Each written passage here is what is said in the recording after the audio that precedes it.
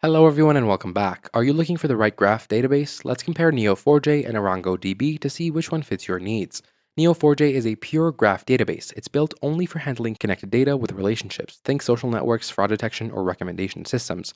Arangodb takes a different approach. It's a multi-model database that handles graphs, documents, and key value data all in one place. You get more flexibility without needing separate databases. For deep graph queries, Neo4j is faster. Research shows it beats Arangodb when you're doing complex multi-hop graph searches. It uses something called index-free adjacency, which means it can jump between connected data points really quickly. But here's the twist. ArangoDB recently ran its own tests showing it can be up to 8 times faster than Neo4j for certain graph operations.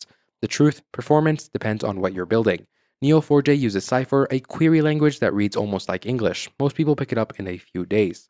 ArangoDB uses AQL, which is also readable but takes a bit longer to master because it handles multiple data types. If you need graphs, Cypher is simpler. If you need graphs plus other data, AQL makes more sense. Both offer free versions for smaller projects. Neo4j's cloud service starts at around $65 per month. ArangoDB's managed service starts at 20 cents per hour, which can be cheaper for smaller workloads. Enterprise pricing for both requires talking to sales. Choose Neo4j if you're building apps where relationships are everything. It's perfect for knowledge graphs, network analysis, and finding patterns in connected data. Pick ArangoDB if you need to mix different types of data in one system. It works great for apps that combine documents with graphs like content management systems with recommendation features. Bottom line, Neo4j is the specialist, ArangoDB is the generalist. Pick based on whether you need pure graph power or multimodal flexibility. That's it for today's video. I hope you enjoyed, and I'll see you in the next one.